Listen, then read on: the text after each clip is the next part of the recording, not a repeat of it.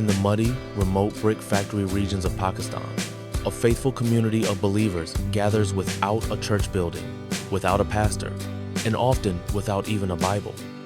These are the forgotten people, working long, grueling hours and living in harsh conditions, yet their faith is unwavering. Last Sunday, we were blessed to deliver audio Bibles to these precious brothers and sisters through New Hope Ministry in Pakistan. The joy and hunger for the Word of God we witnessed moved us deeply. But they need more than a one-time gift. They need a place to worship. There is no church in their area.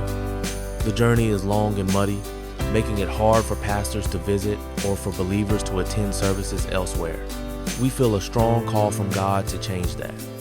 We are raising funds to buy land and build a church for this faithful community, a place where they can gather, pray, worship, and grow together in Christ. Thank you, Jesus! Will you help us be the hands and feet of Jesus to this community?